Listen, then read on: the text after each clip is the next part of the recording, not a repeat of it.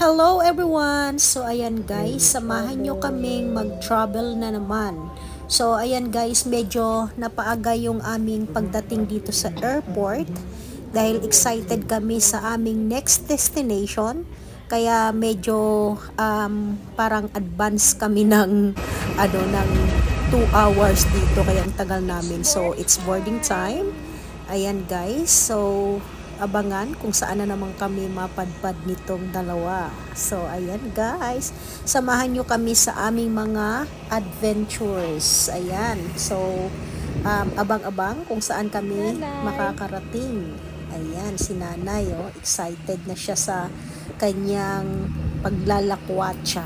So ayan, it's boarding time. Let's go!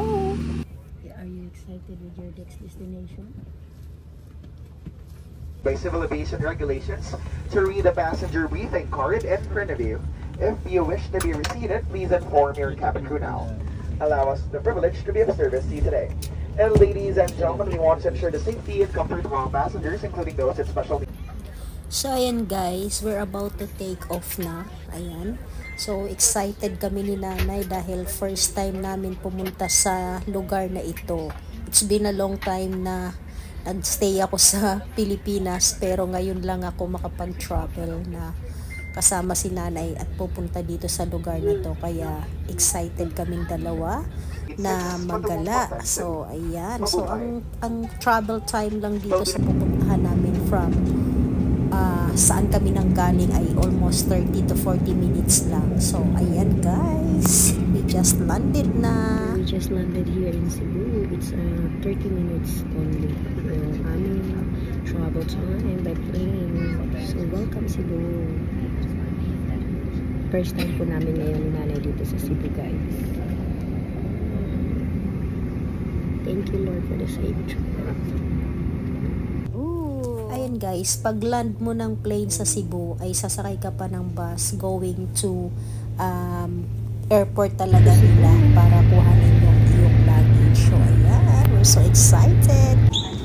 So ayan guys, ito yung airport ng Cebu. Ayan, so kukunin namin yung aming luggage kasi marami kami dala na luggage. Kaya dahil from Bacolod to Cebu, and then mag-travel pa kami sa susunod na destination namin.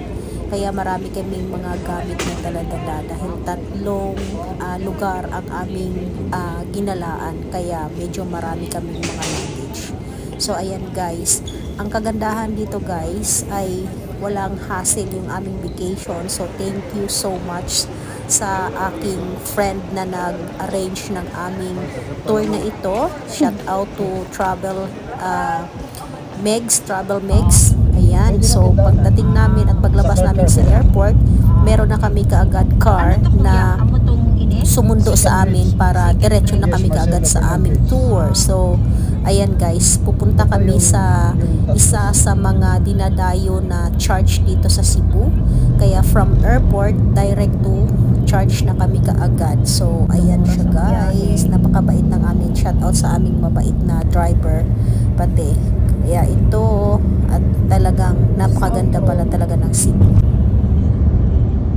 We are going to South. So ayan guys, ito yung simbahan na dinadayo dito. Ito yung simbahan na Simala. Ayan. So talagang after ng landed namin, yung pagland namin dito sa Cebu Airport, dumiretso na kami kaagad dito sa simbahan na to dahil maaga naman yung aming pagdating dito, maaga yung flight na pinili ko para makadiretso na kami kaagad dito sa South. So ito yung talagang, alam nyo sa totoo lang guys, lahat ng mga winish ko dito sa church na to ay thank you so much Lord, at talaga namang unti-unti nang natutupad yung ating mga wishes.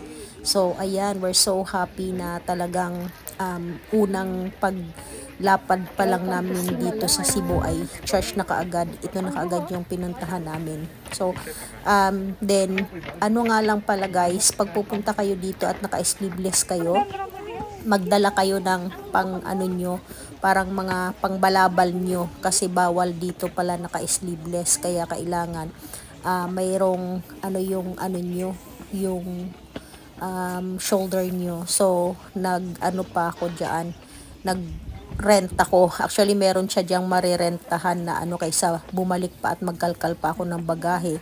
So, parang pagpapasok ka ng church, ilalagay mo yung balabal mo para parang respect to the church.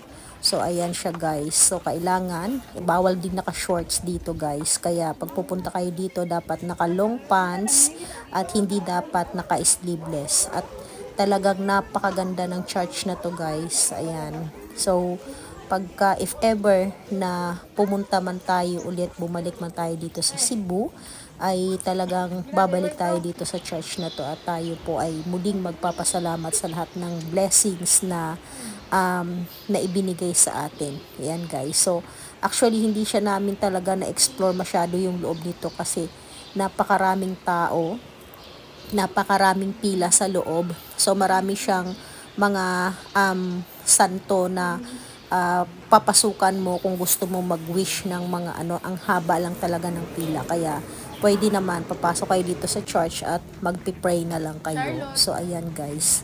So, ito yung area na sinasabi ko napakahaba ng pila. So, ang ginawa ko ay nagtirik na lang ng kandila at nagpray na lang dito at nag-wish. Ayan. So, marami kayong mabibili din dyan ng mga candles.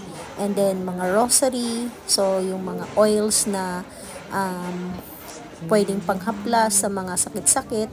At maraming iba pa kayong mabibili dyan. So, ayan guys. Napaka-solemn and talagang napaka-banal ng prayer na gagawin mo dito sa church na to. So, thank you so much, Mama Mary. So, ayan. So, let's go to another church naman ating dadalawin. Actually, ito lang talaga yung dapat yung target namin na church. Pero since mabait yung aming driver at marami siyang alam at marami pa kaming oras bago kami umalis dito sa church na to, ay bago kami pumunta sa another church, kumain kami dito sa Karkar Lechon. Ayan guys, natikman din natin sa wakas yung Karkar Lechon nila. Actually, ang dami kong in-order dito, parang takaw tingin. Masarap yung lechon nila guys.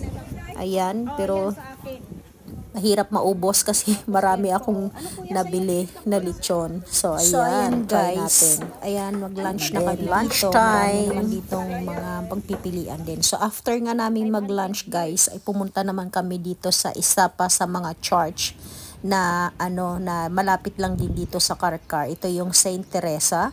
So, actually, 3 church yung pinuntahan namin dito kasi nung time na pumunta kami dito guys ay mahal na araw. So, parang nagbisita iglesia kami, tamang-tama. Ito ay hindi siya kasama sa plan namin itong church na tong Saint Teresa at saka yung Chopilo.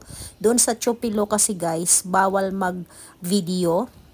So, hindi ako nakapag-video ng kanilang church. Pero dito ay napakaganda ng mga nila dito, mga sculpture ng mga nila, pintuan.